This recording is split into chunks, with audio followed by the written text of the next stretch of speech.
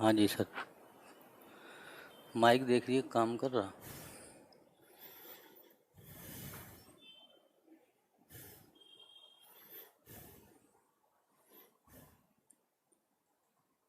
काम कर रहा है।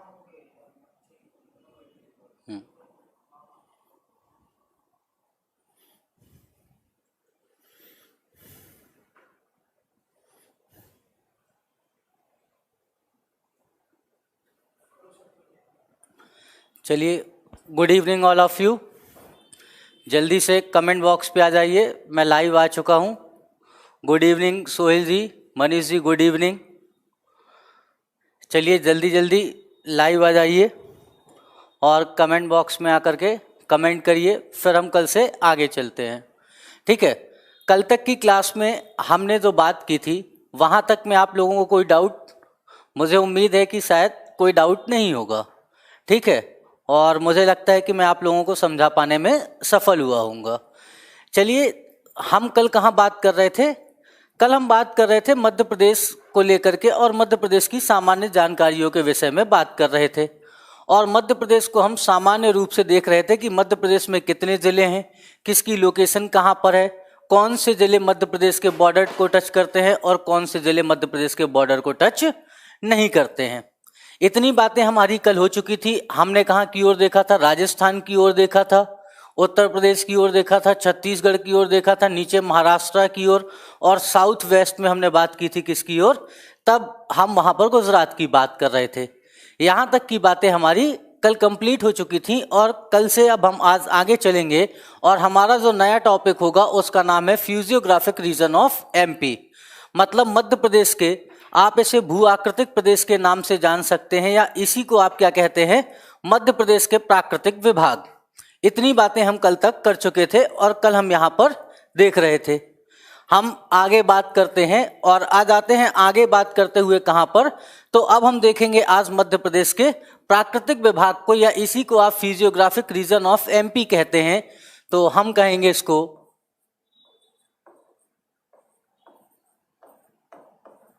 मध्य प्रदेश के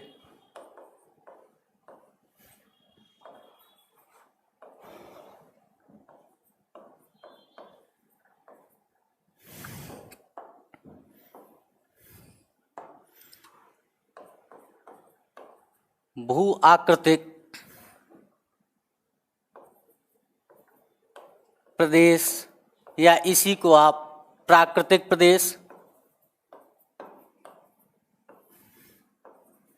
के नाम से भी जानते हैं। देखिए, बेसिकली अगर हम बात करें तो हमारे यहाँ क्या है, जियोलॉजिकल मैप ऑफ इंडिया या फिजियोग्राफिक मैप ऑफ इंडिया ने मध्य प्रदेश को के भूभाग को बेसिकली 3 पार्ट्स में डिवाइड किया है। अगर हम आते हैं मध्य प्रदेश के भू आकृतिक प्रदेश को, अगर हम भारत के संदर्भ में देखें तो कितने भागों में डिवाइड किया गया है? इसे 3 अलग अलग रीजन में डिवाइड किया गया है। और ये डिवाइडेशन किसने किया है? तो geographical region of India map है, उसने मध्य प्रदेश को 3 अलग अलग भागों में डिवाइड किया हुआ है।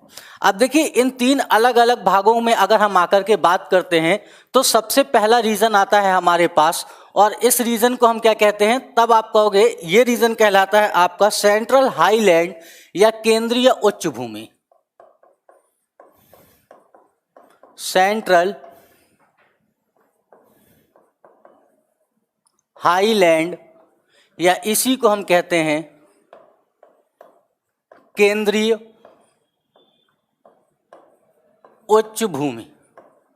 ठीक है, इसके बाद आ जाते हैं ये वाला जो हमारा रीजन है, इस रीजन को कहा गया है सतपुड़ा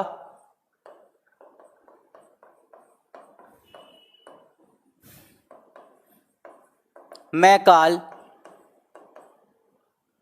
रेंज। इसे हम कहते हैं सतपुड़ा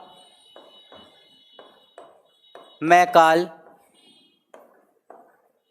पर्वत श्रेणी के नाम से जानते हैं। इसे क्या कहा गया है? सतपुड़ा मैकाल रेंज कहा गया है। इसके बाद हम आगे चलते हैं और अगर आगे चल करके देखते हैं तो ये वाला रीजन हमारा थर्ड कहलाता है बघेलखंड, प्लेटू, या इसी को हम कहते हैं बघेलखंड का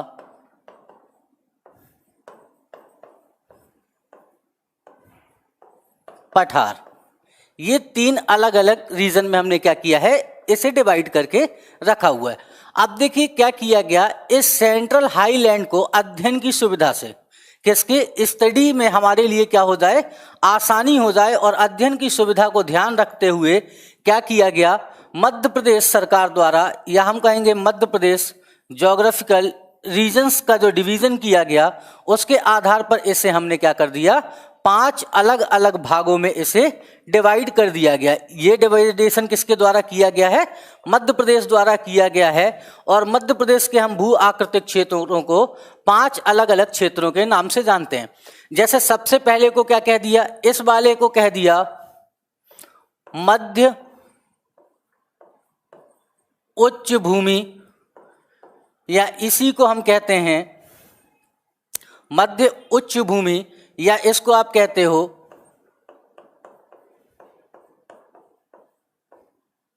सेंट्रल हाईलैंड, या यही आपका क्या कहलाता है, मिडिल हाईलैंड के रूप में जाना जाता है, या इसी को आप कहते हो मध्य भारत का पठार भी।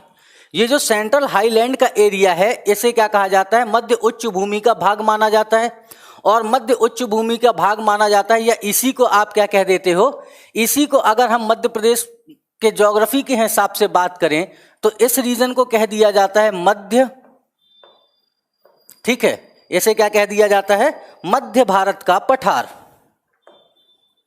मध्य भारत का पठार कहा जाता है, या कह सकते हैं हम प्लेटू ऑफ सेंट्रल इंडिया के नाम से इसे जाना जाता है।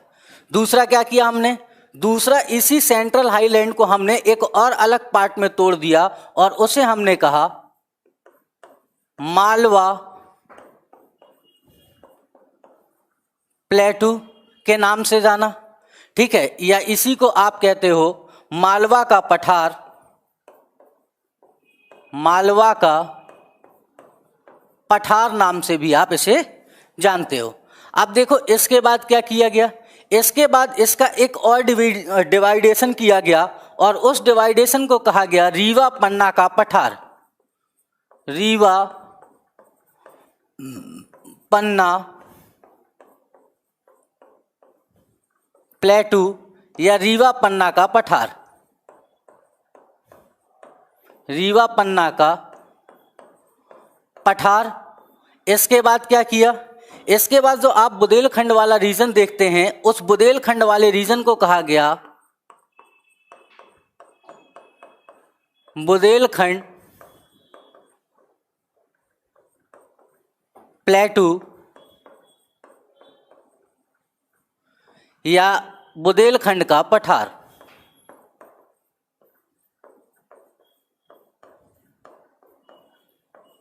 और इसके बाद क्या किया गया, जो आप नर्मदा रिवर वाला रीजन देखते हो, उसे भी हमने क्या किया, एक अलग क्षेत्र के रूप में स्थापित किया, और उसका नाम रखा हमने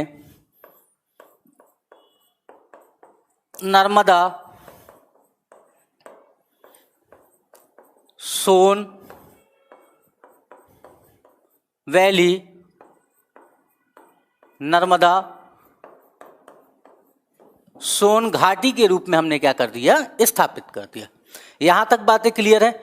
मैंने क्या कहा, फिजियोग्राफिक रीजन ऑफ इंडिया को जब हम मैप में जाकर के देखते हैं तो वहां पर क्या करता है, फिजियोग्राफिक मैप ऑफ इंडिया क्या करता है, मध्य प्रदेश को मुख्यतः 3 भागों में डिवाइड करता है। पहले को कहता है सेंट्रल हाईलैंड, दूसरे को कहता है सतपुड़ा मैकाल रेंज, और तीसरे को क्या कहता है, बघेलखंड का पठार।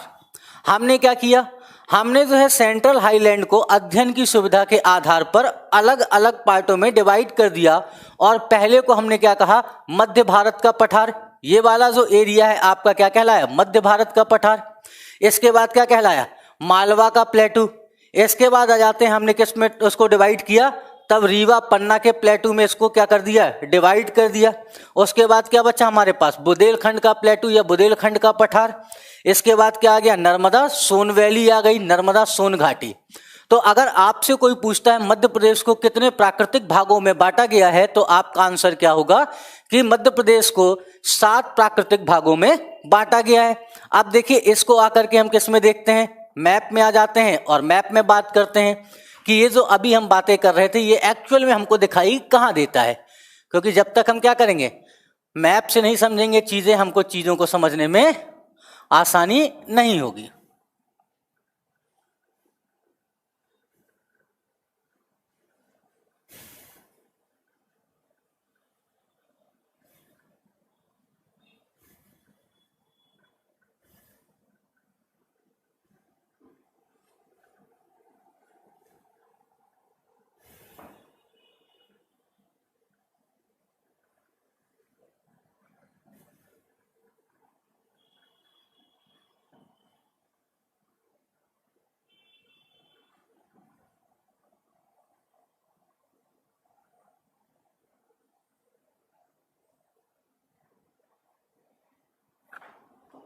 एक मिनट,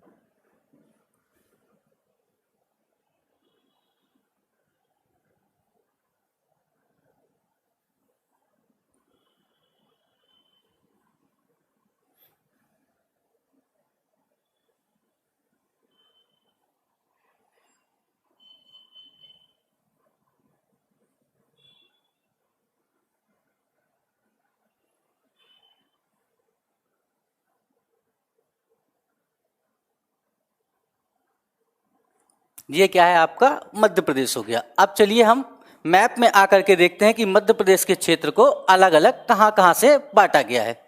सबसे पहले हम चलते हैं और सबसे पहले कैसे हम देख लेते हैं, तो सबसे पहले हम देखेंगे यहाँ पर मध्य भारत का पठार, या इसी को आपने क्या कहा था, सेंट्रल इंडिया प्लेटू जो देखते हैं, ये इस तरीके से कुछ हमको क्या होता है, मैप पे हमको दिखाई देता है। और इस वाले पार्ट को हम क्या कहते हैं, इस वाले पार्ट को हम कहते हैं प्लेटू of central India, प्लेटू of central India, या इसी को आप कहते हो मध्य भारत का पठार। ये जो यहां से आपको रीजन दिखाई देता है, यहां से हम इसको क्या करते हैं, यहां तक इसे इस लाइन को ड्रॉ कर देते हैं। और ये जो आपने इधर वाला रीजन देखा, इसी रीजन को कहा जाता है आपका बुंदेलखंड का पठार। ये वाला जो आप क्षेत्र देख रहे हैं, इसको हम क्या कहते हैं, ये वाला क्षेत्र कहलाता है आपका बुंदेलखंड का पठार कहलाता है। ठीक है, इसके बाद आ जाते हैं यहीं बुंदेलखंड के पठार में, ये जो आप रीजन देख रहे हैं सागर वाला, यहां से हम क्या करते हैं, एक लाइन ड्रॉ करते हैं। और ये लाइन कहां पर आती है, ये लाइन आ जाती है आपकी और यहां पहुंच जाती है आपके अलीराजपुर पर। और ये जो आप रीजन देख रहे हैं, इसी को हम कहते हैं मालवा का पठार या मालवा प्लेटू।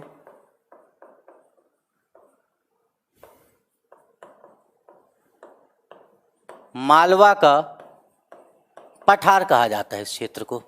ठीक है, अब चलिए इसके बाद कहाँ जाते हैं, इसके बाद हम देखते हैं यहां से एक हम लाइन ड्रॉ करते हैं। ठीक है, अब एक लाइन हम इस रीजन से यहां से लेकर के ड्रॉ करते हैं, और जो यहां से आप लाइन ड्रॉ करेंगे, ये लाइन कुछ इस तरीके से जा करके यहां पर आपको पहुंचा देगी। और ये वाला जो आपने रीजन अभी देखा, इसे ही हम कहते हैं रीवा पन्ना का पठार। रीवा, पन्ना, प्लेटू, इसे क्या कहा जाता है? रीवा पन्ना का पठार कहा जाता है। अब देखिए इसके बाद ये वाला यहां से क्या चली जाती है, सीधी सीधी आपको लाइन आते हुए दिखाई देगी, जिसे हम नर्मदा सोन वैली के नाम से जानेंगे। ठीक है, ये वाली जो आपने लाइन ड्रॉ की है, इसके बीच का जो रीजन है इसको कहा जाता है नर्मदा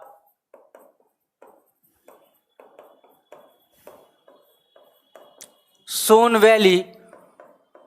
क्या कहा जाता है इसको?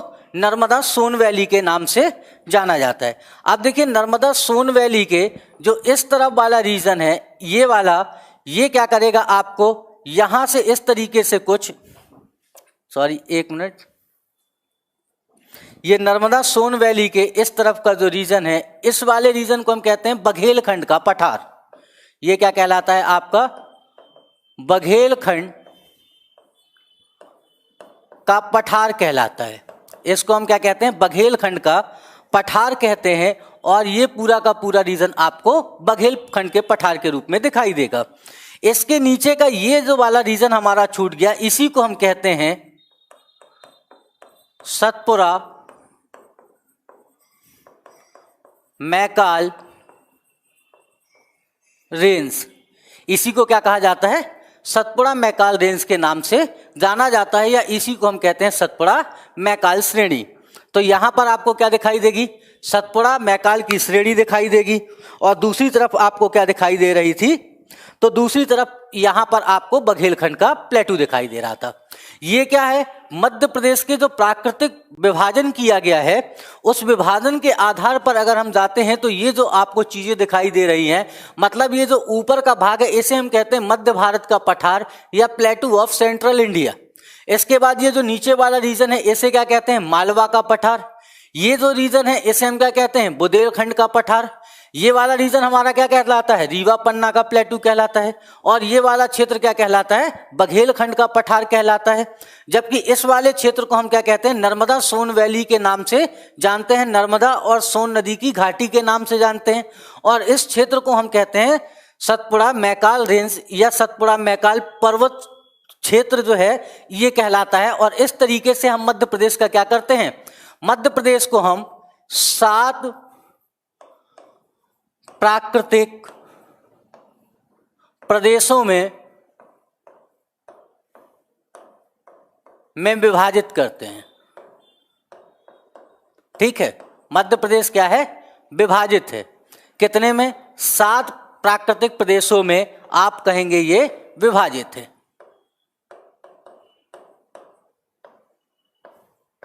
कितने में? 7 प्राकृतिक प्रदेशों में ये आपको विभाजित दिखाई देगा। यहां तक की बातें स्पष्ट हो गई। तो अब हम चलते हैं, इसको देखते हैं आगे चल करके। क्यों? क्योंकि इनको हमको स्पेसिफिक रूप में भी देखना है। देखिए ये एमपीपीएससी में मेंस का हर बार एक क्वेश्चन होता है। ठीक है, और कैसा आपको जो है इससे मध्य प्रदेश में कहां से आ जाता है? एमपीपीएससी में आता है। साथ में इस रीजन से आपका एमपी पुलिस, एमपीएसआई, व्यापम सारे के सारे एग्जामों में क्या किया जाता है? यहां से आपसे क्वेश्चन पूछे जाते हैं। तो इस बात को याद रखिएगा कि ये सारा का सारा जो आज का टॉपिक है हमारे लिए बहुत ज्यादा इंपॉर्टेंट है। और इसीलिए हम क्या करेंगे? इस रीजन को हम लेकर के आगे बढ़ेंगे और आगे बढ़ते हुए हम चीजों को देखेंगे। अब चलिए, सबसे पहले हमारे पास क्या आता है, इसके बाद हम आ जाते हैं। सबसे पहले हम स्टार्टिंग करेंगे कहां से? यहां प्लेटू ऑफ सेंट्रल इंडिया या मध्य भारत के पठार को समझने की कोशिश करते हैं। ठीक है, सबसे पहले किसे समझेंगे? मध्य भारत के पठार या प्लेटू ऑफ इंडिया को समझने की कोशिश करेंगे। और देखेंगे कि जो प्लेटू ऑफ इंडिया है हमारा, उस पे हमको क्या दिखाई देता है। ठीक है, तो अब आप आ जाइए और हेडिंग डालिएगा, पेन कॉपी उठा लीजिए। मध्य भारत का पठार, या इसी को हम कहते हैं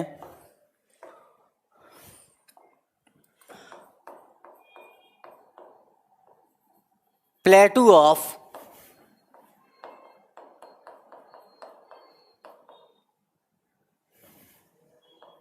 सेंट्रल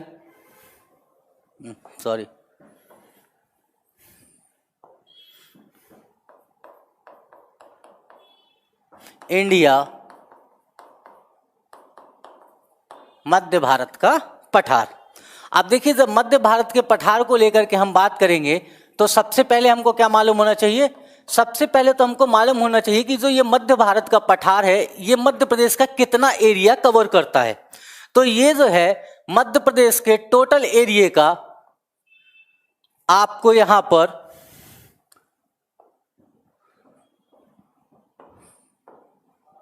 दिखाई देगा 10.7%।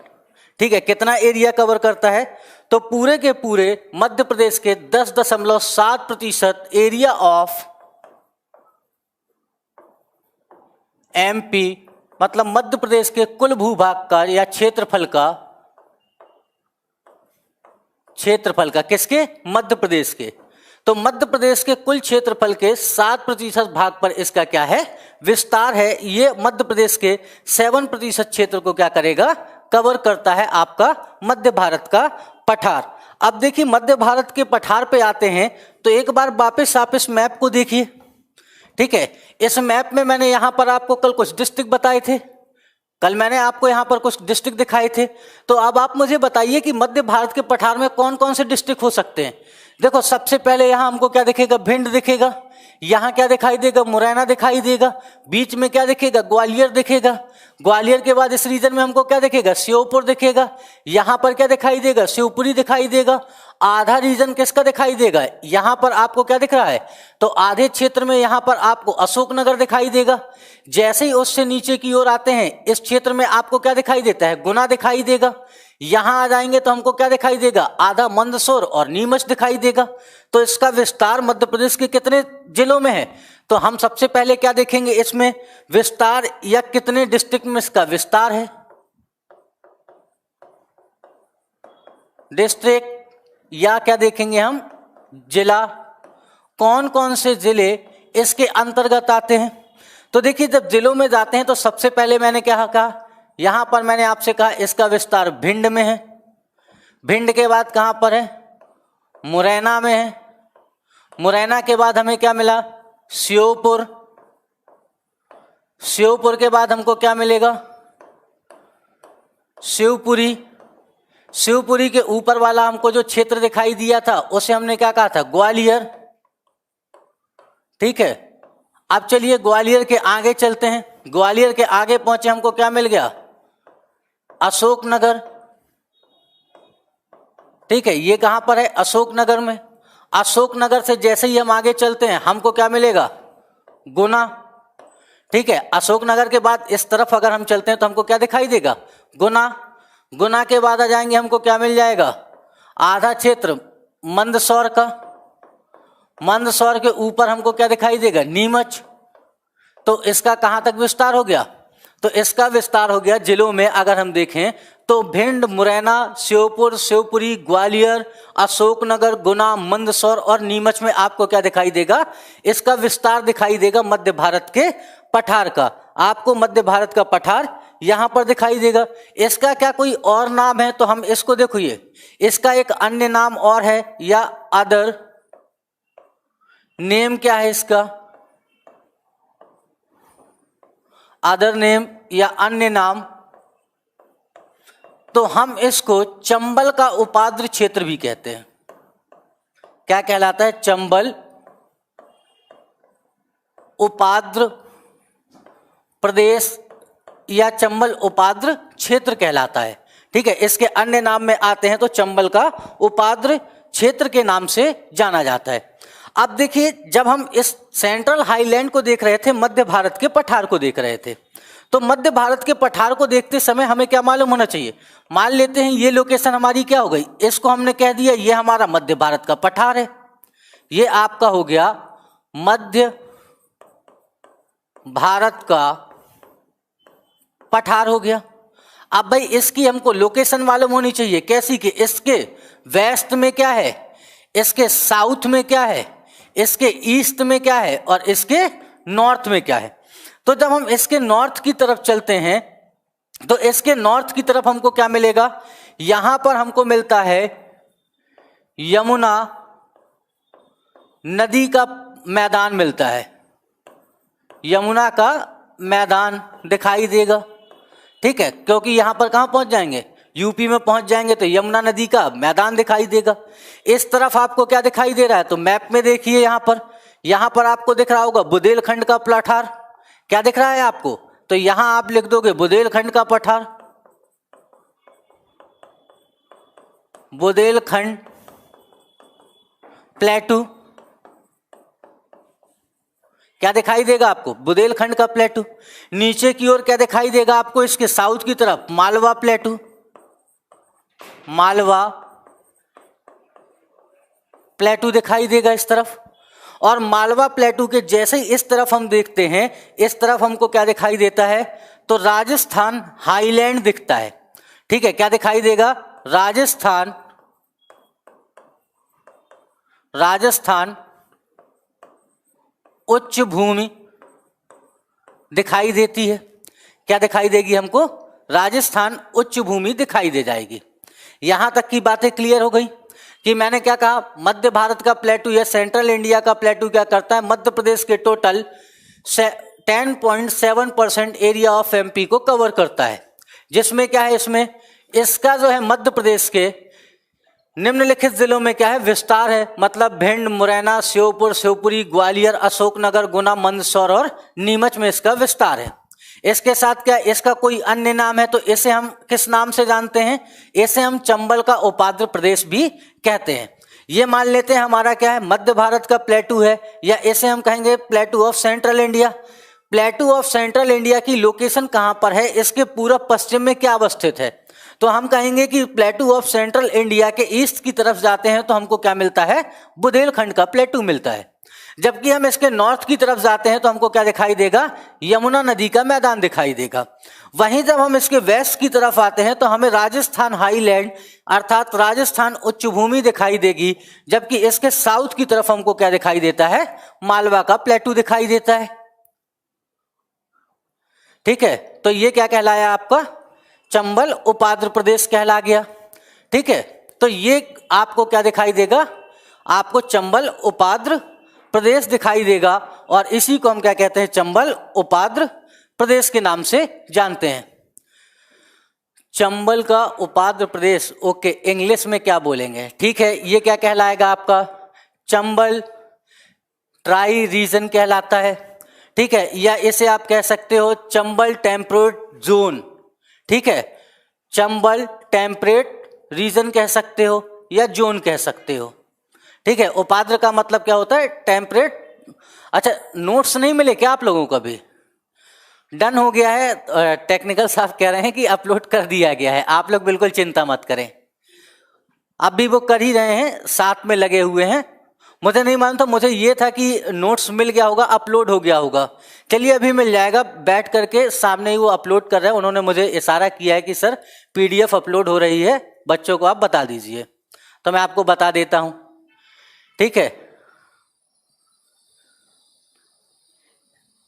देखो ये श्योपुर है बच्चों, ये क्या है, श्योपुर है। ठीक है, ये आपको क्या दिखाई देगा, ये पूरा का पूरा आपका मध्य भारत के पठार में दिखाई दे रहा है। ठीक है, तो ये आपको क्या दिखाई देगा, पूरा का पूरा मध्य भारत के पठार में दिखाई देगा।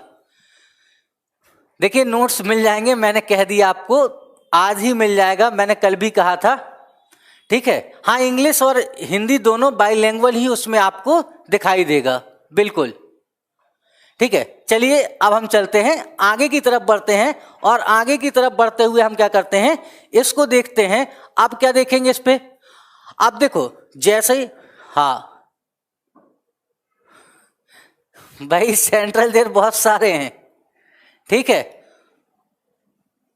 अच्छा एमपी का सेंट्रल जिला पूछ रहे हैं आप, चलिए सेंट्रल जिला आपने कल देखा नहीं था। सागर क्या है, मध्य प्रदेश के केंद्र में अवस्थित है। मैं अभी आप लोगों को जब जिले वाइज मैपिंग कराऊंगा और संभाग के बारे में बताऊंगा तो मैं ये भी बताऊंगा कि भारत का केंद्र बिंदु कौन सा है, अविभाजित भारत का केंद्र बिंदु कौन सा है। ये सारी चीजें आपको मैं बताने का प्रयास करूंगा वहां पर, और वहां पर मैं आपको सारी चीजें बताऊंगा।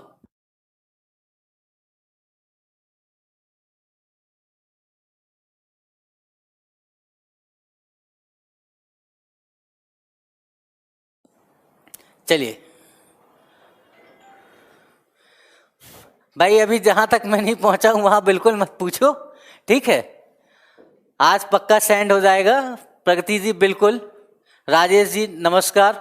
चलिए आ जाते हैं, कमेंट इसीलिए जो है बाद में बातें करेंगे। आप चलो देखते हैं यहाँ का क्लाइमेट कैसा है। भाई इतनी चीजें जब हमने जान ली तो हमको यहां पर जानने की जरूरत क्या है, इसका क्लाइमेट जानने की जरूरत है, ठीक है। हमको इसकी किसकी जरूरत है, क्लाइमेट की जरूरत है, या आप उसको बोलोगे हिंदी में जलवायु जानने की जरूरत है, ठीक है। क्योंकि जब हम इसकी जलवायु जान जाएंगे बच्चों, तो सीधी सी बात है, हम सारी चीजें जान जाएंगे कि यहाँ पर किस तरीके का क्या मिलेगा, आपको वेजिटेशन मिलेगा और किस तरीके की यहाँ पर क्रॉपिंग होगी, ठीक है। क्रॉपिंग से लेकर के यहां पर मतलब सेंट्रल इंडिया, जो आप प्लेटू ऑफ सेंट्रल इंडिया देख रहे हो, मध्य भारत का जो पठार देख रहे हो, अगर आपको उस रीजन पर पाई जाने वाली वनस्पति के बारे में जानना है या उस क्षेत्र में पाए जाने वाले कृषि के बारे में, क्रॉपिंग के बारे में, वहां की जलवायु के बारे में और उद्योग के बारे में जानना है, तो आपको क्या मालूम होना चाहिए, वहां का आपको सिर्फ और सिर्फ एक बात मालूम होनी चाहिए कि वहां की जलवायु कैसी है। तो ये जो आपको रीजन दिखाई देता है, इसको हम कहते हैं कॉन्टिनेंटल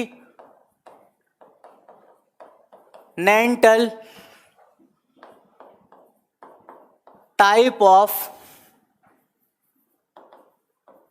क्लाइमेट पाया जाता है यहां पर। मतलब महाद्वीपीय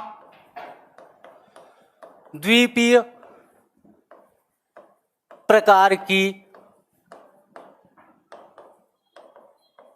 जलवायु यहां पर पाई जाती है। कैसी जलवायु है, यहां पर आपको दिखाई देता है कॉन्टिनेंटल टाइप ऑफ क्लाइमेट, मतलब महाद्वीपीय प्रकार की जलवायु पाई जाती है। देखिए महाद्वीपीय प्रकार की जलवायु की विशेषता समझिए, इसकी विशेषता होती क्या है। तो हम कहेंगे जो महाद्वीपीय प्रकार की जलवायु होती है, इसमें दो चीजें हमको खास दिखाई देती है। एक क्या दिखाई देगा, समर का सीजन, और एक हमको दिखाई देगा विंटर का सीजन। जो समर का सीजन है, यह ठंड का जो सीजन आपको दिखाई देता है, इस ठंड के सीजन पर यहां पर ठंडी क्या होगी, बहुत ज्यादा पड़ेगी। और साथ में क्या होगा, जो आपको गर्मी का सीजन दिखाई देता है, ठीक है, तो गर्मी के सीजन में क्या होगा, यहां पर गर्मी कैसी होगी, सॉरी ज्यादा होगी। यहां पर आपको गर्मी कैसी दिखाई देगी, ज्यादा दिखाई देगी। मतलब इस रीजन पर आपको ठंडी और गर्मी दोनों ज्यादा दिखाई देगी। जितने लोग, हाँ पीडीएफ आपकी अपलोड हो चुकी है, ठीक है, आप लोग डाउनलोड कर लीजिएगा, पीडीएफ अपलोड हो चुकी है, ठीक है। चलिए, तो मैंने क्या कहा, जो कॉन्टिनेंटल टाइप ऑफ क्लाइमेट होता है, महाद्वीपीय प्रकार की जलवायु होती है, इसकी विशेषता समझिए। इसका स्पेसिफिक फीचर क्या होता है, इसके स्पेसिफिक फीचर में आप जाकर के देखेंगे तो यहाँ जो ठंड का मौसम है, ठीक है, विंटर टाइम पे यहाँ पर ठंड ज्यादा पड़ेगी। और अगर आप गर्मी में जाते हैं समर सीजन में, तो यहाँ पर क्या होगा, गर्मी भी ज्यादा पड़ेगी। जितने लोग भिंड, मुरैना, ग्वालियर, ठीक है, शिवपुरी, श्योपुर, गुना, ठीक है, इस रीजन के रहने वाले लोग हैं, वो आपको बताएंगे कि यहाँ पर क्या है, ठंडी भी ज्यादा होती है और गर्मी भी ज्यादा होती है। बात क्लियर है ना, यहाँ पर गर्मी और ठंडी दोनों ज्यादा होगी। अब चलिए आगे बढ़ते हैं, इसके बाद आगे की चीजें समझते हैं, और आगे की चीजें आकर के हम देखते हैं कि यहाँ पर रेनफॉल कैसी होगी। भाई क्लाइमेट हमने जान लिया, कॉन्टिनेंटल टाइप ऑफ क्लाइमेट है, और जब कॉन्टिनेंटल टाइप क्लाइमेट है तो यहाँ पर हम क्या देखेंगे अब कि सर रेनफॉल कैसा होता है। मतलब यहाँ पर जो वर्षा होती है वह कितनी होती है। तो देखिए यहाँ की जो वर्षा है, ये मध्य प्रदेश का सबसे कम वर्षा प्राप्त करने वाला क्षेत्र है। यहाँ की जो रेनफॉल है वो 75 सेंटीमीटर से कम होती है, ठीक है, क्या होती है, 75 सेंटीमीटर से कम होती है, लेस देन 75 मीटर। आपको यहां पर लिखा हुआ मिलेगा, जब आप बुक देखेंगे कि 55 से लेकर के 75 सेंटीमीटर, तो उसे हम क्या कहेंगे, उसे हम कहेंगे लेस देन 75 मीटर कम होती है यहां पर वर्षा। इसीलिए जब आप देखेंगे मध्य प्रदेश का सबसे शुष्क जिला या सबसे कम वर्षा प्राप्त करने वाला जब आपसे जिला पूछा जाता है तो कौन सा होता है, मध्य प्रदेश में। जल्दी बताओ आप लोग, मध्य प्रदेश में सबसे कम वर्षा कहां पर होती है? तो देखिए इस रीजन पर है, आपको दिखाई देगा भिंड। क्या दिखाई देगा इस क्षेत्र पे? भिंड दिखाई देगा। और भिंड डिस्ट्रिक्ट में क्या होता है? सबसे कम वर्षा होती है। और भिंड में भी कहां पर होती है? तो देखिए भिंड में जगह है, नाम है गाहोद, ठीक है। और यहां पर क्या होता है? मध्य प्रदेश में सबसे कम वर्षा दर्ज की गई थी, ठीक है। कौन सा हो गया? डिस्ट्रिक्ट पूछा अगर आपसे तो आप डिस्ट्रिक्ट बताओगे। सबसे कम वर्षा प्राप्त करने वाला डिस्ट्रिक्ट कौन सा था? तो डिस्ट्रिक्ट में हमारा भिंड हो गया। स्पेशल पूछ लिया तो क्या हो गया? गोहद या गाहौद, ठीक है। तो ये इसे आप क्या कहते हो? गोहद। अच्छा गोहद, ये क्या कहलाता है आपका? गोहद, ठीक है। तो ये आपको क्या दिखाई दे जाएगा? यहां पर गोहद दिखाई दे जाएगा, भिंड के गोहद में। यहां पर क्या होता है? सबसे कम वर्षा होती है। और ये आपका भिंड का जो गोहद क्षेत्र है, ये सबसे कम वर्षा प्राप्त करने वाला स्थान बन जाता है इस रीजन का।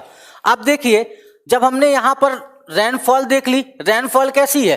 Less than 75 centimetre.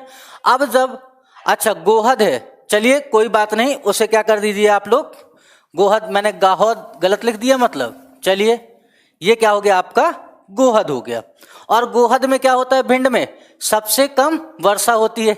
हाँ शिवपुरी में भी कम होती है, बिल्कुल, श्योपुर में भी कम होती है, गुना में भी कम होती है, ग्वालियर में भी कम होती है, मुरैना में भी कम होती है, ठीक है।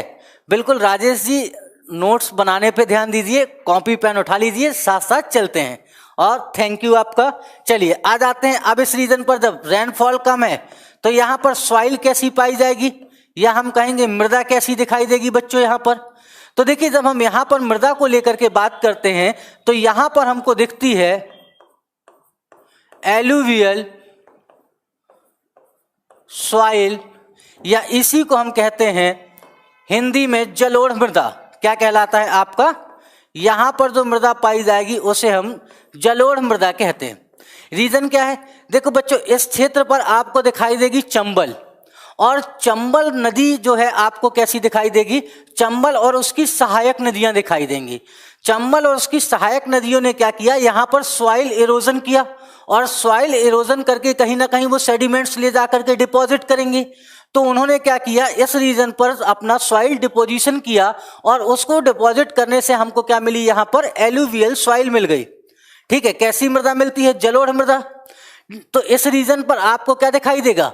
जलोढ़ मृदा दिखाई देगी। सॉइल के रूप में अगर हम जाते हैं तो इस क्षेत्र को हम क्या कहते हैं? जलोढ़ मृदा से आपको ये क्षेत्र दिखाई देगा। लेकिन रेनफॉल कम होने के कारण, और साथ में हमने यहाँ पर क्या किया? पूरा का पूरा जो फॉरेस्ट था उसका आर्थिक रूप से दोहन कर दिया। मतलब पूरे के पूरे फॉरेस्ट को क्या कर दिया? हमने काट करके अलग कर दिया, और इसलिए यहाँ की सॉइल क्या हो गई? इस सॉइल में जो है न्यूडेशन का प्रोसेस हुआ। न्यूडेशन हम कहेंगे कि न्यूडेशन में जब आप जाओगे तो इस क्षेत्र में आपको क्या दिखाई देगा? न्यूडेशन के कारण यहाँ पर जो है पूरी की पूरी मृदा में आपको फॉरेस्ट या वनस्पतियां यहाँ पर कम मिलती हैं, ठीक है। इस रीजन में और कौन सी मिट्टी मिलेगी? तो इस रीजन में आपको एक और मिट्टी मिलती है, उसको हम कहते हैं ब्लैक सॉइल कहीं कहीं पर, ठीक है। क्या मिलता है? इस रीजन में ब्लैक सॉइल मिलेगा, ठीक है। और इसकी जब आप क्या देखोगे, इसी रीजन पर आपको येलो कलर की सॉइल दिखाई देगी। तो मुख्य सॉइल कौन सी मिलेगी यहाँ पर? यहाँ पर एलुवियल सॉइल मिलेगी, जबकि ब्लैक सॉइल या काली मृदा कैसी है? यहाँ पर कुछ क्षेत्रों में क्षेत्रीय प्रभाव के कारण आपको काली मृदा भी देखने को मिलती है, या ब्लैक सॉइल भी देखने को मिलती है। जैसे आप शिवपुरी वाले क्षेत्र में जाएंगे और उसके आसपास के रीजन में जाएंगे तो वहां पर आपको क्या दिखाई देगा? यहां पर ब्लैक सॉइल भी दिखाई देगी थोड़ी बहुत मात्रा में। बात क्लियर हो गई? अब चलिए बच्चों आगे चलते हैं और इसके आगे की बात करते हैं। हमने क्या देख लिया? इस क्षेत्र का सॉइल देख लिया। जैसे बेटा हम आगे चलेंगे तो आगे चलते ही हमको क्या मिल जाएगा? यहां पर जब हमने देखा कि एलुवियल सॉइल पाई जाती है तो यहां पर आप मुझे बताओ क्रॉप्स कौन सी होगी? ठीक है, क्रॉप्स या हम कहेंगे फसल। इस क्षेत्र में कौन कौन सी फसल आपको दिखाई देगी? सबसे पहले समझिए कि यहां पर जब वर्षा कम होती है तो क्या धान का उत्पादन होगा? यहां पर भाई हमारे लिए धान कैसी है? धान आपको किस तरह से दिखाई देगी, धान इस रीजन पर जाएंगे तो हमको नहीं दिखेगी, क्योंकि धान के लिए बेसिकली क्या चाहिए, धान के लिए आपको बेसिकली चाहिए कि वहां पर रेनफॉल ज्यादा हो या पानी की व्यवस्था ज्यादा हो, तो इस क्षेत्र में पानी की व्यवस्था कम है। ठीक है, तो राइस, धान का मतलब क्या हुआ, राइस हो गया। ठीक है, तो क्या यहां पर राइस की क्रॉप होगा, नहीं होगा, तो क्या होगा, तो इस क्षेत्र में समझिए जिन फसलों को सबसे कम क्या चाहिए, पानी चाहिए, जैसे क्या हो गया, सरसों हो गया। जैसे आप क्या कहते हो, मस्टर्ड कहते हो, मस्टर्ड ऑयल आप लोग लेने जाते हो बाजार पे, तो वो आपको दिखाई देगा। तो यहां पर आपको क्या मिल गया, सरसों मिल गया। सरसों के साथ क्या मिलेगा इस रीजन पर, आपको जौ मिल जाएगा। ठीक है, सरसों मिलेगा, जौ मिलेगा, जौ के साथ साथ आपको यहां पर बाजरा मिलेगा। ठीक है, क्या मिलेगा आपको, बाजरा मिल जाएगा। ठीक है, ये इस क्षेत्र में, क्योंकि इनको सरसों को, जौ को, बाजरा को, ज्वार को, मतलब मोटे अनाज जो होते हैं, इनको क्या चाहिए होता है, इनको पानी कम चाहिए होता है। साथ में क्या मिलेगा, हल्की सी रेतीली मिट्टी है, और इसलिए यहां पर क्या मिलता है, मक्का भी मिलेगा हमको। ठीक है, जैसे आप जो है कॉर्न कहते हो, जो आप कॉर्न खाते हो, तो क्या हो जाएगा वहां पर आपको वो भी दिखाई देगा। हाँ, इस रीजन पर सरसों सबसे ज्यादा होता है, अभी आके बताऊंगा किस जिले में होता है, वो भी बताऊंगा आपको। ठीक है, अब चलो आगे देखो और क्या मिल जाएगा तो यहां पर आपको मिलेगी हल्की रेतीली मिट्टी होने के कारण मूंगफली। ठीक है, क्योंकि सॉइल कैसी है, उसका बेसिक जो आपको स्ट्रक्चर दिखाई देगा, सैंडी सॉइल दिखाई देगी। तो यहां पर क्या मिलता है, मूंगफली भी मिलती है। और मूंगफली के लिए क्या है, आप देखते हो मध्य प्रदेश में जो शिवपुरी है, ठीक है, शिवपुरी कैसा है, शिवपुरी आपको मूंगफली के उत्पादन पे नंबर 1 पर दिखाई देगा। उसके बाद यहीं पर आप जाएंगे मंदसौर की तरफ। ठीक है, मंदसौर में आपको क्या दिखेगा, ओपियम, या इसे आप अफीम कहते हो। ठीक है, इसका उत्पादन मध्य प्रदेश में कहां पर होता है, मंदसौर जो है लार्जेस्ट उत्पादक है। ठीक है, क्या है, यहां पर सबसे ज्यादा उत्पादन करने वाला क्षेत्र आपको मध्य प्रदेश दिखाई देगा। जो ये आपने जौ देखा था, ये जौ में कहां पर जाएंगे, ठीक है, आपको क्या दिखाई देता है, जौ दिखाई देता है। और मध्य प्रदेश का जो गुना है, कौन सी जगह है आपकी, जो गुना है, गुना में जौ उत्पादन सबसे अधिक होता है मध्य प्रदेश का। और देखिए इस पूरे के पूरे जो आपने क्या देखा, अभी प्लेटू देखा, इसे क्या कहते हैं, इसे हम कह देते हैं आप कि ये जो है सरसों की डलिया है मध्य प्रदेश की। ठीक है, मध्य प्रदेश की क्या है, सरसों की डलिया कहलाती है। मतलब अगर हम बात करते हैं मध्य भारत के पठार की, तो मध्य भारत का पठार जो प्लेटू ऑफ सेंट्रल इंडिया है, उसे ही कहा जाता है मध्य प्रदेश की सरसों की डलिया। ठीक है, तो इस रीजन पर मुख्यतः ये फसलें पाई जाती हैं। और गेहूं कैसी फसल है, गेहूं तो कहीं भी पैदा की जा सकती है। ठीक है, नोट्स मिल नहीं रहे हैं, मिल जाएंगे, हो सकता है क्लास के बाद मिले, या तो क्लास के साथ साथ ही। जैसे अभी टेक्नीशियन आते हैं, मैं उनसे एक बार और कहूँगा, और अपने सामने ही जो है आज हर हालत में मैं आप लोगों को नोट्स प्रोवाइड करके ही जाऊँगा, आज तक की क्लास के नोट्स प्रोवाइड करके जाऊँगा। देखिए मैं अपने नोट्स जो है, जब मेरी आज की क्लास होती है तो मैं नोट्स जो है एक दिन पहले प्रोवाइड करा देता हूँ। ठीक है, नोट्स क्या करता हूँ मैं, एक दिन पहले प्रोवाइड करा देता हूँ। और उसके पीछे रीजन क्या है, मैं ये सोचता हूँ कि जब बच्चा मेरी क्लास में आए वो चीज़ों को थोड़ा बहुत पढ़ के आए। ठीक है, सोयाबीन भी होता है, लेकिन ये क्या है, ये मुख्यतः पैदा होने वाली यहाँ की फसलें हैं। ठीक है, मुख्य रूप से आपको इस रीजन पर दिखाई देने वाली फसलें हैं। चलिए आ जाते हैं, और अब बात क्या करेंगे, इस क्षेत्र पर हमको वेजिटेशन कैसा मिलता है। वेजिटेशन, या इसी को हम कहते हैं वनस्पति। ठीक है, वनस्पतियां कैसी होंगी, ठीक है, मतलब जंगल कैसे होंगे, पेड़ कैसे मिलेंगे। तो देखो सबसे पहला यहां पर याद रखो बच्चों, नीम मिलता है, क्या मिलेगा, पीपल मिलेंगे। ठीक है, बबूल मिलेगा, बबूल, और क्या मिलेगा, खैर के पेड़ मिलेंगे। ठीक है, बबूल, खैर, और साथ में यहां पर आपको क्या दिखाई देगा, महुआ दिखाई देगा। क्या मिल जाएगा, महुआ मिलेगा। अभी देखो कई बार क्या होता है, एग्जामिनर आपसे पूछ लेगा कि यहाँ का वेजिटेशन किस प्रकार का है, या जो आपको मध्य भारत का पठार दिखाई देता है, प्लेटू ऑफ सेंट्रल इंडिया, वहाँ का वेजिटेशन कैसा है। तो आप कुछ मत करो, अगर आप एग्जाम में लिखने जा रहे हो तो आप एग्जाम में क्या लिख दो कि सर यहाँ पर क्या पाया जाता है, कटीले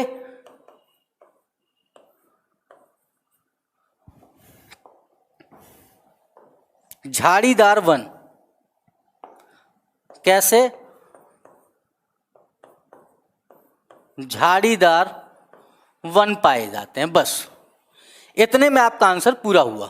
यहां पर क्या मिलता है, कटीले वन मिलते हैं। मतलब आप समझो कि यहां पर मिल रहा है नागफनी मिलेगा। जो रेगिस्तानी फसलें आपको क्या दिखाई देंगे, वेजिटेशन दिखाई देंगे, वो सभी के सभी यहां पर आपको मिलते हुए दिखाई देंगे।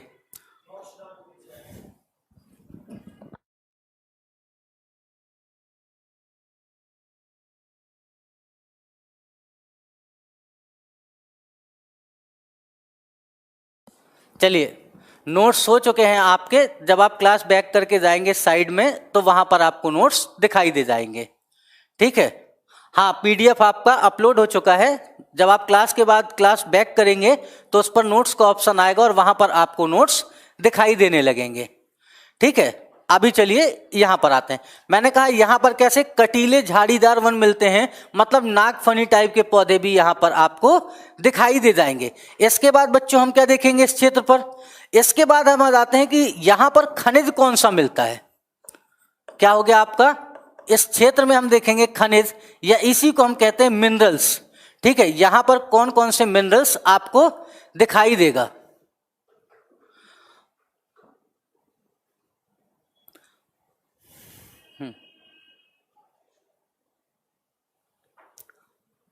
ये नोट्स अपलोड हो चुका है, आप लोगों को मिल जाएगा। ठीक है, महुआ आप लोगों ने देखा होगा, महुआ से क्या बनता है, शराब बनती है। ठीक है, तो वो मिलेगा नहीं, बिल्कुल नहीं, टाइम चेंज नहीं हो पाएगा। हाँ, देसी शराब। चलिए खनिज में आ जाते हैं। आप लोग शराब में थोड़ा सा ज़्यादा जल्दी से मशगूल हो जाते हैं। शाम का वक्त है और शाम के वक्त में आप लोगों को लगता है कि ऐसी कोई बात हो जाए, सामाजिक सांस्कृतिक सी बातें हो जाया करें तो मज़ा आ जाएगा। सामाजिक सांस्कृतिक बातें नहीं होंगी। चलिए आ जाते हैं, आगे बात करते हैं और आगे देखते हैं यहाँ पर खनिज कौन सा मिलता है। देखो सबसे पहला खनिज जाओगे आप जब ग्वालियर में। ठीक है, वैसे तो ये खनिज रूप से क्या है, यहाँ खनिज आपको बहुत कम दिखाई देगा, लेकिन जब आप जाते हो ग्वालियर के रीजन में तो ग्वालियर में यहां पर आपको मिलेगा रंगीन कलर्ड संगमरमर, या इसी को आप क्या कहते हो, मार्बल कहते हो। ठीक है, क्या मिलेगा यहां पर आपको, रंगीन संगमरमर मिलेगा, या आपको इसी पर क्या मिल जाएगा, कलर्ड मार्बल मिलेगा। ऑफलाइन वीडियो, हाँ, क्लास के बाद ऑफलाइन वीडियो आपका हमेशा रहता है, आप कभी भी देख सकते हैं। तो यहां पर ग्वालियर के क्षेत्र में आपको रंगीन संगमरमर या आपको कलर्ड मार्बल मिलेगा। और इसके बाद क्या मिल जाता है आपको, इसी को आप क्या कहते हो, मार्बल। ठीक है, तो यहां आपको क्या मिलता है, मार्बल मिलता है। कैसा, कलर्ड मार्बल मिलता है। उसके बाद यहां पर आप जाते हो तो क्या मिल जाएगा। ठीक है, बस समझ लो कि सबसे मुख्य यहां का क्या है आपके लिए, बस इतना ही है। रंगीन मार्बल के सिवा यहां पर खनिज नहीं है। अब आप मुझे एक बात बताओ, अगर यहां पर खनिज की क्या है, कमी है, तो थोड़ा सा चाहो तो ये कह सकते हो कि सर जो मंदसौर का रीजन है हमारा, मंदसौर के रीजन में हमको क्या मिल जाता है, स्लेट मिलती है। बस क्या उत्पादित होता है वहां पर खनिज के रूप में, स्लेट। बस खनिज इतना है। और जब खनिज रूप से ये क्षेत्र पिछड़ा हुआ है तो आर्थिक रूप से भी ये क्षेत्र क्या हो जाएगा, पिछड़ा हुआ होगा, क्योंकि कृषि के क्षेत्र में भी ये क्षेत्र क्या है आपका, पिछड़ा हुआ है। उसके पीछे रीजन क्या है, यहां पर रेनफॉल कम होती है और इसलिए ये क्षेत्र आपको खनिज रूप से भी पिछड़ा हुआ दिखाई देने के साथ औद्योगिक रूप से भी पिछड़ा हुआ दिखाई देता है। यहां पर देखिए उद्योग कौन कौन से हैं, उद्योग या इंडस्ट्री, ठीक है, उद्योग या हम क्या कहेंगे इंडस्ट्री देख लेते हैं। यहाँ पर आपको कौन कौन सी इंडस्ट्रीज दिखाई देंगी। सबसे पहले हम कहाँ जाते हैं, सबसे पहले हम चलते हैं यहाँ पर ग्वालियर देखते हैं। कौन सा शहर है हमारे पास, ग्वालियर है। ग्वालियर में आप लोगों को एक जगह मालूम होगी, ग्वालियर में है डबरा। ठीक है, जिले का नाम क्या है ग्वालियर, जगह का नाम है डबरा। और ग्वालियर के जब आप डबरा में जाते हैं तो यहाँ पर आपको मिलती है एक शुगर फैक्ट्री, या इसी को आप कहते हो शक्कर मिल के नाम से जानते हो। ठीक है, क्या मिलेगा आपको, शक्कर मिल ग्वालियर के डबरा में, या यहीं पर आपको क्या मिलेगी, शुगर फैक्ट्री मिलेगी। कहाँ पर, डबरा के क्षेत्र में आपको दिखाई देगी। ग्वालियर में और क्या बनता है, तो ग्वालियर में देखो पहला तो हमारे पास शुगर मिल हो गया, दूसरा यहाँ पर आपको चीनी मिट्टी के बर्तन मिलेंगे, चीनी मिट्टी के आपको यहाँ पर बर्तन दिखाई देंगे। इसके बाद चलेंगे यहीं ग्वालियर में और क्या है, तो यहाँ पर दिया सलाई उद्योग है। दिया सलाई का मतलब ये मत समझ लेना कि दिया सलाई क्या है सर, इसका मतलब क्या है, मैच बॉक्स इंडस्ट्री है, माचिस उद्योग है। ठीक है, क्या है आपको मैच बॉक्स फैक्ट्री दिखाई देगी, या मैच बॉक्स फैक्ट्री के रूप में भी आप इसे जानते हैं। तो यहां पर आपको क्या मिल जाएगा, दिया सलाई मिल जाएगा। यहीं पर देखो आपको और क्या मिलेगा, रेलवे स्प्रिंग कारखाना मिलेगा। कहां पर, ग्वालियर में जगह है, नाम है सिथोली। ठीक है, कहां पर, सिथोली ग्वालियर। सिथोली ग्वालियर में क्या मिलेगा, रेलवे स्प्रिंग कारखाना मिलेगा आपको सिथोली में। ये तो हो गया आपका ग्वालियर का रीजन की ग्वालियर में हमको क्या क्या उद्योग मिलते हैं। अगला जिला आ जाइए और आप देखते हैं उसके बाजू में जस्ट ऊपर मुरैना देख लीजिए। जिला आ जाते हैं कहां पर, मुरैना। मुरैना में जगह है और जगह का नाम है कैलारस। कौन सी जगह है, मुरैना में कैलारस। और मुरैना के कैलारस में यहां पर भी आपको क्या मिलेगी, शुगर फैक्ट्री या आप कहोगे शक्कर मिल मिलती है। ठीक है, यहां पर क्या मिल जाएगा आपको, शक्कर मिल या शुगर फैक्ट्री दिखाई देगी मुरैना के कैलारस में। ठीक है, तो यहां पर क्या मिल गया आपको, शुगर फैक्ट्री दिखाई दे गई। और क्या दिखाई देगा, यहीं पर देखो आप लोगों को मालूम होगा मुरैना में एक जगह है, नाम है बानमोर। ठीक है, क्या नाम है इसका, बानमोर। और बानमोर में आपको दिखाई देगा ACC सीमेंट। क्या दिखाई दे जाएगा यहां पर, ACC सीमेंट फैक्ट्री दिखाई दे जाएगी। ये मध्य प्रदेश की पहली फैक्ट्री थी सीमेंट को लेकर के। बानमोर में आपको क्या दिखाई देगा, मध्य प्रदेश की पहली सीमेंट फैक्ट्री। और ये कब स्टैब्लिश हुई थी, 1922 में इसकी इस्टेब्लिशमेंट हुआ था। 1922 में क्या किया गया था, इसे स्थापित किया गया था। कहां पर, बानमोर में 1922 में। ये क्या है, मध्य प्रदेश की फर्स्ट है, पहली क्या है आपकी सीमेंट फैक्ट्री दिखाई देगी। ठीक है, तो ये क्या हो गया आपको, बानमोर मुरैना कम क्लियर हो गया। और क्या मिलेगा, तो मुरैना में एक तो आपको कैलारस में शक्कर मिल अभी तो बंद पड़ी हुई है कैलारस वाली। बानमोर में क्या मिलेगा, ACC की सीमेंट फैक्ट्री मिलेगी। 1922 में क्या हुआ था, इसका एस्टेब्लिशमेंट हुआ था। और ये मध्य प्रदेश की पहली क्या है आपकी सीमेंट फैक्ट्री मिल जाएगी आपको मुरैना के क्षेत्र में। इतनी बातें क्लियर हो गई। अब देखो इसके आगे चले तो हमको क्या मिल जाएगा, नीमच मिलेगा। ठीक है, एक देख लेते हैं कहां पर, नीमच को देख लेते हैं। नीमच में क्या है, नीमच में देखो यहां पर जो है अफीम से दवाएं बनाई जाती है। ठीक है, और अफीम से दवाएं बनाई जाती है और इस क्षेत्र में मिलता है आपको एल्कलॉइड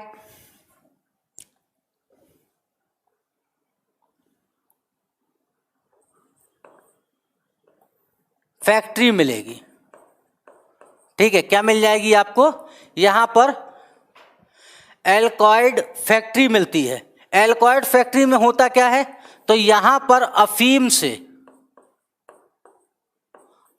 से दवा बनाई जाती है। ठीक है, अफीम से क्या किया जाता है, यहां पर दवा बनाई जाती है। ये क्या हो गया आपका, मुरैना हो गया। इसके बाद मुरैना के बाद कहां चले जाओ, तो आ जाओ, आप देखते हो कैलारस मुरैना में ही यहां पर एक और क्या मिलेगा आपको, सरसों तेल रिफाइनरी भी मिलेगी। सरसों तेल रिफाइनरी, ये भी आपको कहां पर दिखाई देगी, मुरैना के क्षेत्र में दिखाई देगी आपको। ठीक है, इतनी बातें कहां पर हो गई, मुरैना में।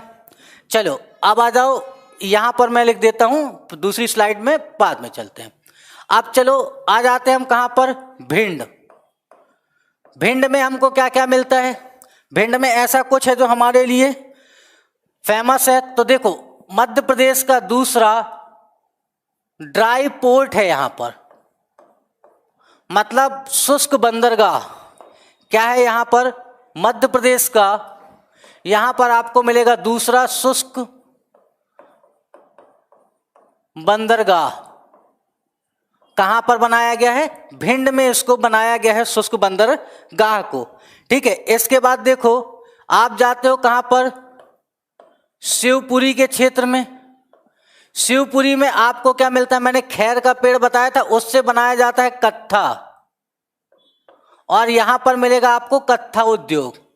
मध्य प्रदेश में और कत्था उद्योग कहां पर है, तो बाणमौर, जो मुरैना आपने देखा था ये जगह, ये बाणमौर मुरैना में, यहां पर एक बात और आपको मिलती है, और यहां पर भी आपको क्या मिलेगा, कत्था उद्योग मिलता है। ठीक है, तो कत्था उद्योग यहां पर भी दिखाई दे गया। इसके बाद हम कहां चलेंगे, शिवपुरी को क्रॉस कर दिए, भिंड को क्रॉस किए। ठीक है, अब क्या हो गया, इतनी चीजें हमको दिख गई। अशोकनगर चलते हैं, अशोकनगर भाई किसके लिए फेमस है, तो देखो चंदेरी की साड़ी, आपको क्या मिलेगा, चंदेरी साड़ी दिखाई देगी। और चंदेरी साड़ी कहाँ की है, यह है आपका चंदेरी अशोकनगर, और इसे क्या मिला है, मध्य प्रदेश को जीआई टैग मिला हुआ है। ठीक है, टैग मिला कब था, 2019 में इसे जीआई टैग दिया गया था, ज्योग्राफिकल इंडिकेशन दिया गया था। जेके टायर फैक्ट्री, हाँ बिल्कुल। ठीक है, ये क्या है, ड्राई पोर्ट है आपका भिंड में। देखिए उसका नाम क्या रखा गया है, अभी नाम के विषय में मैं आपको देख के बताऊंगा, क्योंकि नाम के विषय में मैंने भी कहीं पर सुना नहीं है। ठीक है, क्योंकि नाम, उसका नाम नहीं होता, कई बार क्या होता है डिस्ट्रिक्ट के नाम पे ही भिंड ड्राई पोर्ट हो जाता है। ठीक है, जैसे मंगल यार्ड है देवास में, मध्य प्रदेश का पहला ड्राई पोर्ट, जब देवास की तरफ चलेंगे तो वहां पर देखेंगे। ये क्या है, मध्य प्रदेश का दूसरा ड्राई पोर्ट है। कहां पर बनाया गया है, भिंड में बनाया गया है। ठीक है, अशोकनगर में क्या है आपका, अशोकनगर हो गया चंदेरी साड़ी जीआई टैग। अब आप एक बात बताएं मुझे, यहां पर क्या है, यहां पर कोई आपको बड़ा उद्योग दिखाई दे रहा है, तो आपका आंसर होगा नहीं दिख रहा। तो ये क्या है, औद्योगिक रूप से पिछड़ा हुआ क्षेत्र है, इसी कारण। चलो बच्चों अगली स्लाइड में आते हैं, और अगली स्लाइड में बात करते हैं कि यहां पर कौन कौन सी हमको रिवर्स दिखाई देती है। रिवर्स नदियां, आपको कौन कौन सी यहां पर नदियां दिखाई देंगी। चलो देखो, सबसे पहले यहां पर नदी आएंगे तो हमको क्या मिलेगी, पहले तो मिल गई चंबल। ठीक है, यहीं क्या मिलेगी हमको,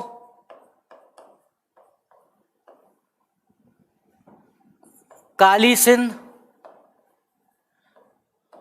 पार्वती,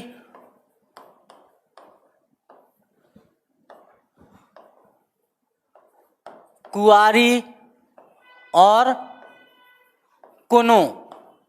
ये क्या है आपको इंपॉर्टेंट इस रीजन की रिवर्स दिखाई देंगी। ठीक है, कौन कौन सी, चंबल, काली सिंध, पार्वती, कुआरी और कुनो। तो ये क्या आपको मिलती हैं इस रीजन पर, रिवर्स दिखाई देती हैं। ठीक है, इतनी नदियों के नाम आप इस रीजन पर याद रख सकते हैं।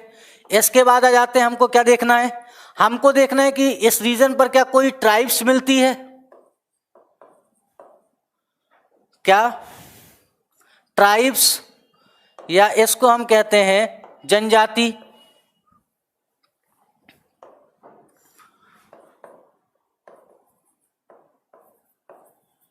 ट्राइब्स, इसी को हम कहते हैं जनजाति।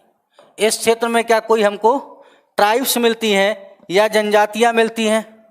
तो देखो इस क्षेत्र पर आते हैं जब हम, ये जब आप ट्राइब्स देखते हो तो यहाँ पर आपको तीन, बेसिकली हम कह सकते हैं दो अलग अलग, हाँ कुंवारी शिवपुरी में है, हाँ बिल्कुल है, 2009 कह रहे हैं और लिखा आपने नहीं 2019 ही कहा होगा मैंने, या तो गलती से बोल दूंगा। जीआई टैग कब मिला था? 2019 में मिला है। 2018 में मध्य प्रदेश में कड़कनाथ मुर्गे को जो है टीआई टैग मिला था, और उसके बाद हमको चंदेरी की साड़ियों के लिए मिला है। और भारत में जो जीआई टैग की शुरुआत की गई थी तो पहली बार 2003 में दार्जिलिंग टी को क्या मिला था? जीआई टैग मिला था। ज्योग्राफिकल इंडिकेशन जो है सबसे पहला भारत में अगर बात करते हैं तो किसे मिला था? दार्जिलिंग चाय को मिला हुआ था। ठीक है, आ जाइए यहां पर जनजाति। तो देखो यहां पर बेसिकली दो तरह की ट्राइब्स मिलती है। एक तो मिलेगी आपको बंजारा, ठीक है, और दूसरी मिलती है यहां पर सहारिया। ठीक है, कौन सी? दो जनजातियां, एक हो गई आपकी बंजारा जनजाति और दूसरी क्या मिल जाती है? सहारिया जनजाति। इस क्षेत्र पर आपको दो जनजातियां मिलती है। अब देखो इन दोनों जनजातियों में कई बार क्या होता है, आपसे नाम पूछ लिया जाता है।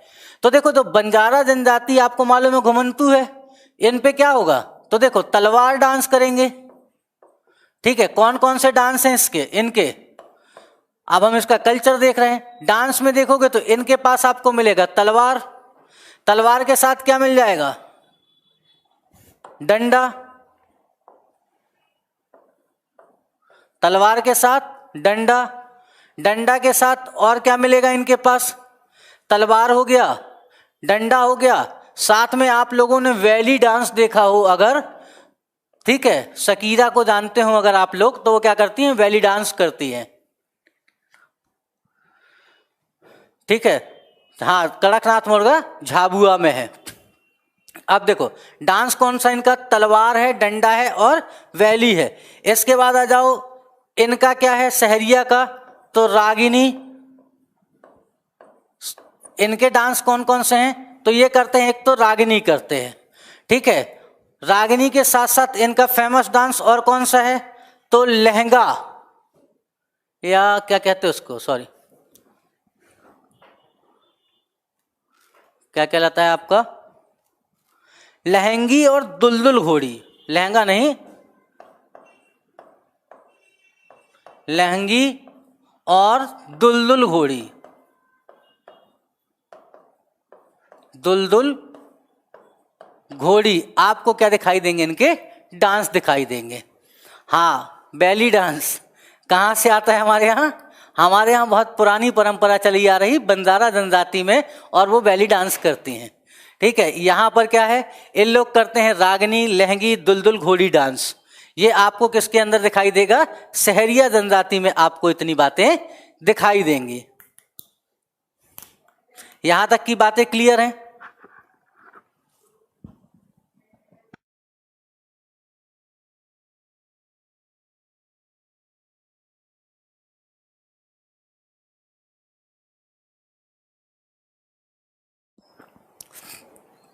अब देखो यहां पर इंपॉर्टेंट प्लेसेस कौन कौन से हैं? प्रमुख स्थान, प्रमुख स्थान जहां आप घूमने जा सकते हैं। ठीक है, सबसे पहला हमारे पास क्या है? ग्वालियर का किला है, ग्वालियर का किला। दूसरा क्या है? सास बहू का मंदिर, सास बहू का मंदिर इस रीजन में। देखो ये नहीं कि मैं यहां पे कंप्लीट करा रहा हूं, इसको हम मैप में अच्छे से देखेंगे। ठीक है, ये क्या है आपको? इसको इंग्लिश में बच्चे ऐसे ही लिखेंगे। ये हो गया आपका क्या? रागिनी, लहंगी, ये हो गया आपका दुलदुल, घोड़ी, ठीक है, ये आपका है तलवार, अंग्रेजी मत कर देना इसका, ये कहलाता है आपका डंडा डांस, ये आपका क्या कहलाएगा,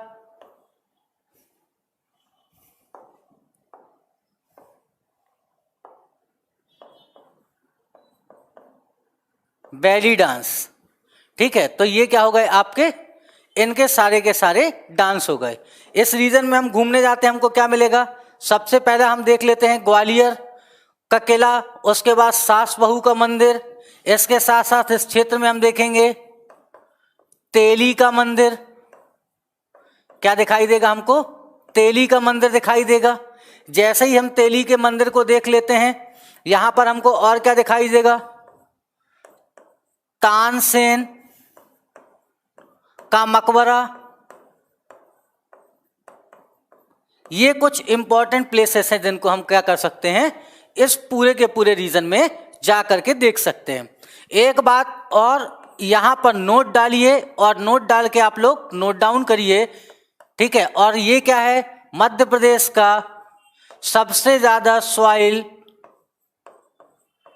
इरोजन से इफेक्टेड एरिया है, मृदा अपरदन से प्रभावित क्षेत्र है, ठीक है। आपको क्या दिखाई देगा, ये जो अभी हमने मध्य भारत का पठार देखा था, ये पूरा का पूरा क्या दिखाई देगा आपको, सबसे ज्यादा सॉइल इरोजन से प्रभावित क्षेत्र दिखाई देगा। तो ये था आपका पूरा का पूरा मध्य भारत का पठार।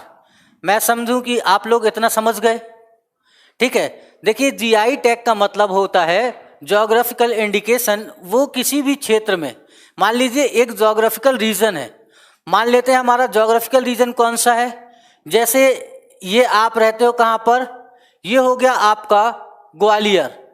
ग्वालियर में मान लेता हूं कि आप हो थाटीपुर पे, कहां पर हो, थाटीपुर में हो, ग्वालियर में, ठीक है। अब थाटीपुर में क्या हो गया, जैसे ही थाटीपुर में आप ग्वालियर में हो, तो यहां पर मान लेते हैं कि गोलगप्पे वाला है एक व्यक्ति, ठीक है, और ये बहुत शानदार गोलगप्पा बनाता है, मतलब आप लोग फुल्की कह सकते हो, पुचका कह सकते हो, बहुत सारे लोग बहुत कुछ कहते हैं, गोलगप्पा बनाता है। और ये काफी लंबे समय से जो है ग्वालियर के रीजन में ही ये वाले गोलगप्पे मिलते हैं। तो क्या है, इस चीज के दुरुपयोग को रोकने के लिए और उस क्षेत्र को और उसको बढ़ावा देने के लिए क्या किया गया है, उसको बढ़ावा देने के लिए हमने ज्योग्राफिकल इंडिकेशन दिया है, जिसके कारण क्या हो जाए, उस क्षेत्र का संवर्धन हो सके और वहां के लोगों को क्या मिल सके, सही सही उसके रेट मिल सके।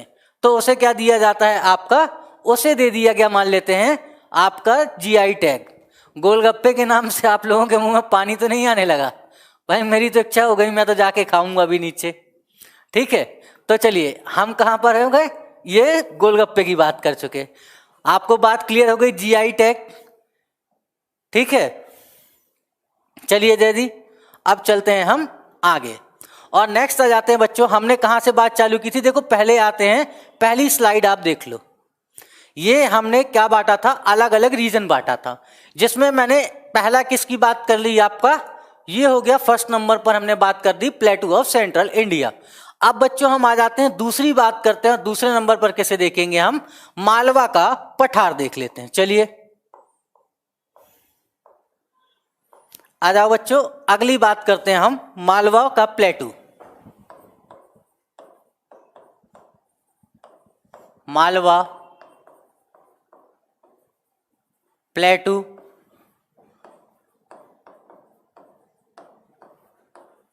मालवा का पठार। अब चलो बच्चों देखो, ये जो मालवा का प्लेटू है ये क्या है, तो ये मध्य प्रदेश के total 28.6% area of MP, Madhya Pradesh के कुल क्षेत्रफल का कितना प्रतिशत कवर करता है? 28.6%। ये मध्य प्रदेश का क्या है? सबसे बड़ा प्लेटू है। ठीक है, ये क्या हो जाता है? आपको दिखाई देता है, ये आपको दिखाई देगा 28.6% एरिया ऑफ एमपी, मतलब मध्य प्रदेश के कुल क्षेत्रफल का ये आपको कितना कवर करता है? 28%। और ये मध्य प्रदेश का सबसे बड़ा पठारी क्षेत्र है। आप चलते हैं मालवा के प्लेटू की बात करें अगर, तो जो मालवा का प्लेटू है ये कैसा प्लेटू है? तो मालवा प्लेटू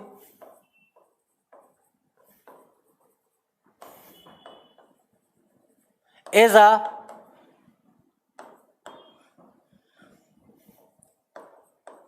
एग्जाम्पल ऑफ वॉल्केनिक प्लेटू।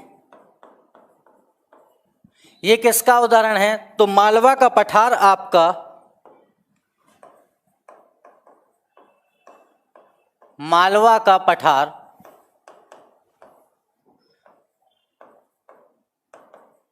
ज्वालामुखी पठार का उदाहरण है। ठीक है, किसका एग्जाम्पल है? ज्वालामुखी पठार का उदाहरण है। अब चलिए अब देखते हैं ये जो ज्वालामुखी पठार का उदाहरण है इसका मतलब क्या है। ठीक है, ज्वालामुखी जो पठार मैंने कहा कि Malwa प्लेटू is a example of volcanic प्लेटू।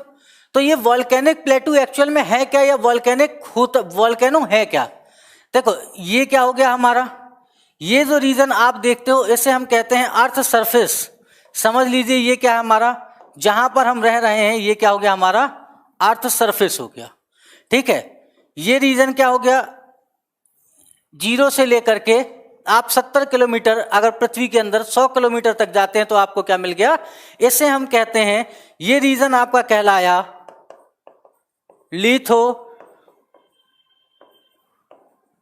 Sphere, या इसी को आप कहते हो हिंदी में स्थल मंडल। क्या कहलाता है ये आपका? स्थल मंडल। ये हो गया आपका स्थल मंडल। ठीक है, कहां पर आप खड़े हुए? ये 0 किलोमीटर के एरिया पे आप खड़े हुए आपको क्या दिखाई दे रहा? स्थल मंडल दिखाई दे रहा। इसके नीचे वाला ये जो एरिया आप देख रहे हैं जहां पर मैं क्या कर रहा हूं, ये रेड में यहां पर लाइन बना रहा हूं। ठीक है, ये वाला जो आप एरिया देखते हो इसे क्या कहा जाता है? इसे हम कहते हैं एस्थनोस्फीयर। ये आपका कहलाता है ये वाला क्षेत्र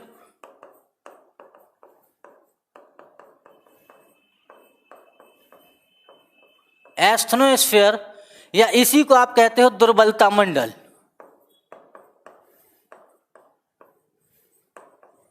जिसे आप क्या कहते हो? दुर्बलता मंडल कहते हो। अब देखो ये कितना हो गया आपका? ये 100 किलोमीटर का एरिया हो गया आपका, या 70 किलोमीटर का एरिया समझ लीजिए। इसके नीचे का पूरा रीजन क्या कहलाया? हम इसको कहते हैं एस्थनोस्फीयर। ये एस्थनोस्फीयर क्या है? तो एस्थनोस्फीयर पे क्या होता है हमको मालूम है। अर्थ कैसा सिस्टम है? ओपन सिस्टम है या क्लोज? तो अर्थ हमारा बिल्कुल कैसा है? क्लोज सिस्टम है। ठीक है, कैसा है ये? तो ये अर्थ हमारी पूरी की पूरी क्लोज सिस्टम है। हम कहाँ जा रहे हैं? अर्थ सरफेस से जो है नीचे की ओर जा रहे हैं, और जैसे जैसे हम अर्थ सरफेस से नीचे की ओर जाते हैं तो हमको मालूम है क्लोज सिस्टम में क्या होता है। क्लोज सिस्टम में भाई नीचे जाने पर क्या होगा? टेम्परेचर अगर इंक्रीज होगा तो प्रेशर भी क्या हो जाता है? साथ में इंक्रीज हो जाता है। बात समझिए, जैसे जैसे टेम्परेचर इंक्रीज होता है वैसे वैसे क्या हो जाता है? प्रेशर भी इंक्रीज होता चला जाता है। तो हम जैसे जैसे स्थल मंडल से नीचे की ओर आते हैं और कहाँ की ओर पहुंचते हैं? एस्थनोस्फीयर की ओर पहुंचते हैं, तो तापमान बढ़ने के कारण यहाँ पर क्या हो जाता है? प्रेशर भी बढ़ जाता है। लेकिन तापमान जो है प्रेशर के मुकाबले उतना नहीं बढ़ पाता, जिसके कारण यहाँ पर जितने भी पदार्थ होते हैं वो क्या हो जाएंगे? वो पिघल जाते हैं, मोल्टेड फॉर्म में मिलते हैं, और उन्हें कहा जाता है मैग्मा। किस में बदल जाएंगे? वो मैग्मा में बदल जाते हैं। तो एस्थनोस्फीयर में हमको क्या मिलता है? मैग्मा मिलता है। अब देखिए, अगर यहाँ पर टेम्परेचर ज्यादा है और प्रेशर भी ज्यादा है, मान लेते हैं क्या है, ये आपका एक बर्तन है, ये हमने आग जला दी, ये आपने गैस चूल्हे पे रख दिया। अब हमने इस पे क्या कर दिया, मान लेते हैं दूध हमने उबलने के लिए रख दिया, ठीक है, या इसे आप क्या समझ लो, क्लोज सिस्टम में हम इसे कुकर समझ लेते हैं। ये कुकर की सीटी हो गई। हमने क्या किया, यहां पर आग जलाई और इस पर क्या हुआ, जैसे जैसे टेम्परेचर बढ़ा इस पर भी क्या बढ़ेगा, प्रेशर बढ़ेगा। टेम्परेचर बढ़ेगा तो प्रेशर बढ़ने से क्या होगा, यहां से गैस बाहर निकलने की कोशिश करेगी, जिसके कारण क्या आती है, सीटी आती है, ठीक है। तो यहां पर क्या हो गया, यहां पर प्रेशर इंक्रीज हुआ, साथ में क्या है, टेम्परेचर ज्यादा था, इसके कारण यहां पर क्या मिल गया आपको, मॉल्टेड फॉर्म में मैग्मा मिल गया। ये मैग्मा क्या करेगा, मैग्मा जो है अर्थ सरफेस से बाहर की ओर निकलने की कोशिश करेगा और इसी क्रम में ये क्या करेगा, अर्थ सरफेस को तोड़ता हुआ किससे, तो मैग्मा पाइप के थ्रू क्या करेगा, बाहर निकलने की कोशिश करेगा। और जब ये मैग्मा पाइप के थ्रू बाहर निकलने की कोशिश करेगा तो ये क्या कर देगा, मान लेते हैं ये इसने क्या किया, ज्वालामुखी उद्गार हुआ और इस ज्वालामुखी उद्गार से क्या हो गया, तो इस ज्वालामुखी उद्गार से मैग्मा बाहर निकला और ये मैग्मा क्या हुआ, मैग्मा वेंट या मैग्मा पाइप के थ्रू जो है बाहर निकला और बाहर निकल करके क्या हो गया, इस तरीके से ये पूरे के पूरे सरफेस में फैल गया, ठीक है, ये पूरे के पूरे सरफेस में फैल गया। और जब ये पूरे के पूरे सरफेस में फैल जाता है तो इससे क्या हो जाता है, ये मैग्मा कैसा था, बेसिक मैग्मा था और बेसिक मैग्मा था तो किस रूप से था, तरल मैग्मा था और ये निकल करके पूरे के पूरे सरफेस पर फैल गया। अब आप कहोगे कि सर ऐसा तो मध्य प्रदेश में हमको एक भी वॉल्केनो देखने नहीं मिलता है। देखिए मध्य प्रदेश में आपको वॉल्केनो नहीं देखने मिलता, लेकिन ऐसा कहा माना जाता है कि जब कॉन्टिनेंटल ड्रिफ्ट थ्योरी जो दी थी अल्फ्रेड वेगनर महोदय ने, जिसकी हम कल बात कर रहे थे, तो जब भारत वहां से अफ्रीका के पास से टूट करके कहां की ओर, टुवर्ड नॉर्थ ईस्ट की ओर, मतलब यूरोप की ओर जो है जैसे जैसे आगे चलना प्रारंभ करता है तो क्या हो जाता है, वहां पर एक रीयूनियन नाम का बीच में रास्ते में उसे क्या मिलता है, एक वॉल्केनो मिलता है जो क्या कर देता है, यहां उसकी पूरी की पूरी भारत की भूमि को गर्म कर देता है। इसीलिए जब आप छोटा नागपुर प्लेटू से लेकर के पूरा दक्कन का पठार देखेंगे, हमको मालवा का पठार चाहे दक्कन का प्लेटू कैसा दिखाई देगा, ब्लैक सॉइल दिखाई देगी। अब देखिए इससे क्या हुआ, मैग्मा थ्रू वेंट बाहर निकला। अब मैग्मा क्या हो जाएगा, जब बाहर निकल आया मैग्मा तो इसी मैग्मा को हम कहते हैं लावा। ये क्या कहलाएगा आपका, ये आपका कहला जाएगा लावा, ठीक है। और ये क्या हुआ, जब लावा ठंडा हो गया तो इससे क्या हो जाएगा, स्ट्रक्चर फॉर्म हो जाएगा और उससे कैसी मृदा मिलेगी, तो हमको ब्लैक सॉइल मिलेगी भाई, क्योंकि ये जलता हुआ था, ठंडा हुआ तो क्या हो गया, ब्लैक सॉइल में परिवर्तित हो गया। तो मालवा के प्लेटू में हमको क्या मिलता है, पूरा का पूरा हमको ब्लैक सॉइल मिलती है। आप लोगों ने जो दक्कन ट्रैप का नाम सुना होगा, ट्रैप का मतलब क्या होता है, मान लेते हैं यहां से मैग्मा निकलता रहा, कंटिन्यू मैग्मा क्या हुआ, बाहर निकलता रहा और एक के बाद एक अलग अलग परतों में जब वो जमा हो जाता है उसे ही हम क्या कहते हैं, ट्रैप कहते हैं। वो क्या कहला जाता है, आपका दक्कन ट्रैप कहला जाता है। चलो अब इस बात को हम यहां पर इसको लैंग्वेज दे लेते हैं, क्या हुआ, तो आकर के इसको लैंग्वेज दे लेते हैं और देख लेते हैं कि ये क्या है। मैंने क्या कहा इसको, मैंने इसको कह दिया कि मालवा का प्लेटू आपका एग्जाम्पल किसका है, तो मालवा का प्लेटू आपका एग्जाम्पल बनता है किसका, ज्वालामुखी का, ठीक है। तो चलिए इसको लैंग्वेज देते हैं। मालवा का प्लेटू कैसा है, वॉल्केनिक प्लेटू का एग्जाम्पल है, ठीक है। एक प्रकार से आपको क्या दिखाई देगा, ये वॉल्केनिक प्लेटू का उदाहरण।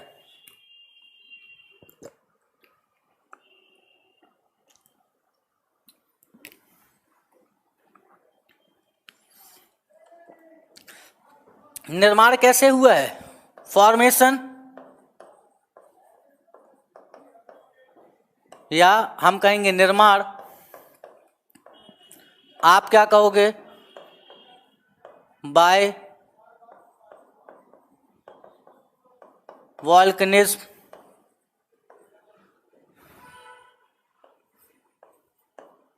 ज्वालामुखी प्रक्रिया के द्वारा इसका क्या हुआ है, निर्माण हुआ है। ज्वालामुखी प्रक्रिया में हुआ क्या, तो देखो ज्वालामुखी प्रक्रिया में अभी मैंने कहा कि क्या हुआ, मैग्मा कम्स आउट, मतलब मैग्मा बाहर आया,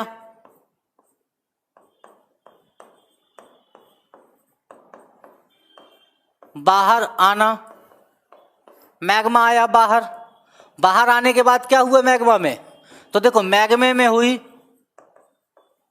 कूलिंग प्रोसेस हुई, मैग्मा क्या हो गया, ठंडा हुआ। ठंडा हुआ तो इसे हमने क्या कह दिया, लावा। ये आपका क्या कहलाया, लावा कहलाया। और इसी लावे से क्या हो गया, लावे के जमा होने से ही क्या हो गया भाई, इसके ठंडा होने से, लावा के ठंडे होने से क्या बन गया, तो आपका प्लेटू बन गया। और इसी को हम क्या कहते हैं, इससे बन जाता है आपका फॉर्म्ड वॉल्केनिक प्लेटू। ठीक है, क्या हो जाता है इससे, तो ज्वालामुखी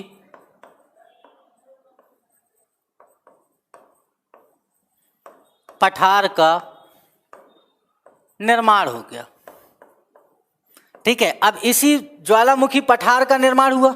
अब मान लेते हैं इसी ज्वालामुखी पठार में आगे चल करके क्या हुआ भाई, इसी पर हो गया इरोजन।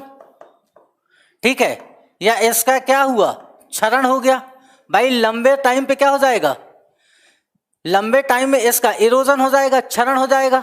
और इसके क्षरण से क्या बन जाएगा, तब कहोगे सर इसके क्षरण से यहां पर, क्योंकि कैसी भाई, मैंने कहा था बेसिक मैग्मा है, बेसिक मैग्मे से क्या बनेगा, तो भाई यहां पर बेसिक मैग्मे से जो रॉक्स पाई जाएगी वो कैसी रॉक्स होगी, तो होगी आपकी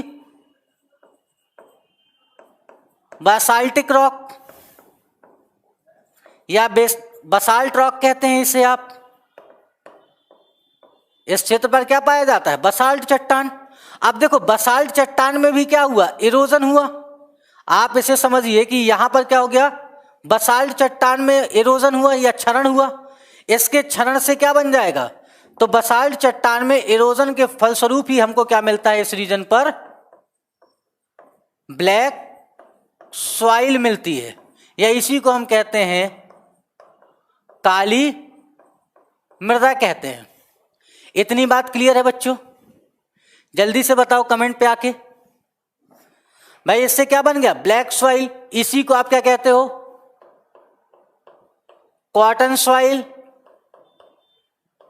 या कपासी मृदा। क्या कहलाता है आपका, कपासी मृदा कहलाता है। इसी को आप और किस नाम से जानते हो, इसी को आप कहते हो रेगुर सॉइल या रेगुर मृदा। क्या कहलाएगा बच्चों, तो ये कहलाता है आपका रेगुर मृदा।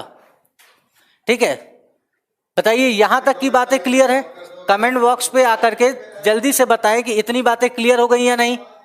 नोट्स डलवा दिया गया है, आपको मिल जाएगा नोट्स। ठीक है, नोट्स मैंने डलवा दिया है, जल्दी से आकर के बताइए इतनी बातें क्लियर हुई या नहीं। हाँ बिल्कुल, क्लास हमेशा जो है मैं क्या करता हूं, स्टार्ट होने के पहले मैं एक दिन पहले भेज चुका होता हूं। ठीक है, और वो क्या होता है, टेक्निकल टीम थोड़ा सा, आप लोगों को मालूम है ऐप में थोड़ी सी प्रॉब्लम आई थी, इसलिए क्या हो गया, उन लोग थोड़ा सा परेशान हो जाते हैं। तो अभी चीजें सॉल्व हो रही हैं धीरे धीरे, आपको पूरा नोट्स मिलेगा। मैंने क्या कहा था, मैंने कहा था मालवा का प्लेटू क्या है। अब आप कहीं भी दुनिया में कोई भी नाम आए आपके सामने, और अगर वहां पर एग्जाम्पल लिख दिया जाए कि ये कैसा है, आपको लिखा हुआ मिले कि ये जो है वॉल्केनिक प्लेटू का एग्जाम्पल है, तो आप क्या कहोगे, वहां पर कहीं ना कहीं क्या हुआ होगा, वॉल्केनिज्म की प्रोसेस हुई होगी। ठीक है, और वॉल्केनिज्म की प्रोसेस से क्या हुआ, वॉल्केनिज्म की प्रोसेस से मैग्मा कम्स आउट हुआ, और वो क्या हो गया, मैग्मा आगे चल करके क्या हुआ, ठंडा हुआ। भाई मैग्मा ठंडा होकर के क्या कहलाया, बाहर निकल आया, तो भाई लावा बन गया, और इसी से गैस का निर्माण हो गया। तो इससे जो है ज्वालामुखी, पठार का निर्माण हुआ।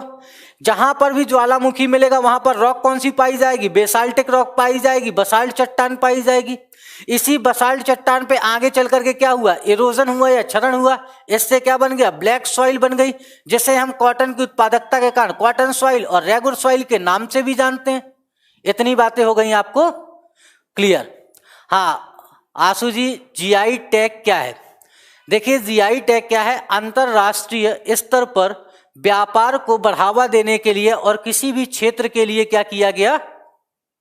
किसी विशेष क्षेत्र में उत्पादित होने वाली वस्तु को एक अलग पहचान देने के लिए, जिससे उसके नाम का कोई क्या ना कर पाए? दुरुपयोग ना कर पाए, ठीक है, मिसयूज ना कर पाए। तो अंतरराष्ट्रीय व्यापार संगठन में क्या हुआ? इसके बाद समझौता हुआ और हमने क्या किया? 1999 में क्या लाए? जीआई टैग को लेकर के हमने भारत में लेकर के आए अधिनियम, और वो अधिनियम लागू हुआ 2003 में। और सबसे पहली बार हमने क्या किया? एक विशेष क्षेत्र में उत्पादित हो रही, ठीक है, एक विशेष क्षेत्र में उत्पादित हो रही चाय, जिसे हम दार्जिलिंग टी के नाम से जानते हैं, उसको पहला जीआई टैग दिया। तो बस आप इतना समझिए कि जीआई टैग का मतलब होता है ज्योग्राफिकल इंडिकेशन, मतलब किसी भी क्षेत्र को एक विशेष भौगोलिक उत्पाद के रूप में पहचान देना। किसी भी क्षेत्र विशेष को एक विशेष भौगोलिक उत्पाद के लिए पहचान देना। जैसे देखो चंदेरी में क्या बनती है? साड़ी बन रही थी, अभी मैंने कहा बच्चों, ठीक है। देखो ये साड़ी थी चंदेरी, चंदेरी की साड़ी फेमस थी और कई लोग क्या करते थे? चंदेरी की साड़ी नाम डाल करके उसको बेच लेते थे, ब्रांडिंग कर लेते थे। लेकिन अब जीआई टैग मिलने के बाद उसके नाम का आप क्या नहीं कर सकते हो? मिसयूज नहीं कर सकते, क्योंकि वो स्पेसिफिक विशेषता कहाँ की है?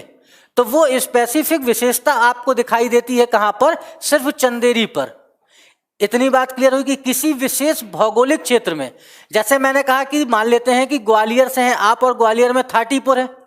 थाटीपुर में कोई गोलगप्पे वाला बहुत अच्छा गोलगप्पा बनाता है और कई सालों से, पिछले 10 सालों से बनाता हुआ चला रहा। जीआई टैग मिलता कितने सालों के लिए? 10 सालों के लिए।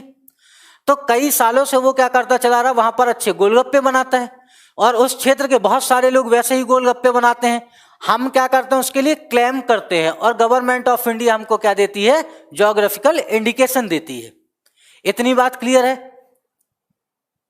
हाँ आशु जी अब बताएं, क्लियर हो गई बात? किसी विशेष भौगोलिक क्षेत्र में उत्पादित होने वाली वस्तु को विशेष पहचान देने के लिए हम क्या देते हैं? जीआई टैग देते हैं। अगर इतनी बात क्लियर हो गई है तो हाँ नोट्स आपको बिल्कुल तुरंत मिल जाएगा, ठीक है। देखो अभी तो चुनाव है एमपीपीएससी, ठीक है। अब चलिए आज के लिए इतना ही, और हम कल से क्या करते हैं? कल वापस मुलाकात करते हैं और मालवा के प्लेटू को हम आगे बढ़ाएंगे। आज हमारी बात यहाँ पर ज़्यादा हो गई। मैं सोच करके आया था कि आज मुझे जो है मालवा प्लेटू भी कंप्लीट करके जाना है। मैं हमेशा ये रखता हूँ कि कम से कम 2 टॉपिक तो एक दिन में कंप्लीट करके चलूँ, ठीक है। तो चलिए कोई बात नहीं, कल हम चारों सभी के सभी प्लेटू कोशिश करेंगे कि खत्म कर दें। चलिए आप लोगों को बहुत बहुत शुक्रिया, शुभ रात्रि, शब्बा खैर। चलिए थैंक यू, कल मिलते हैं वापस इसी टाइम पर। चलिए बाय, गुड नाइट। आईपीएल देखिए आप लोग भी।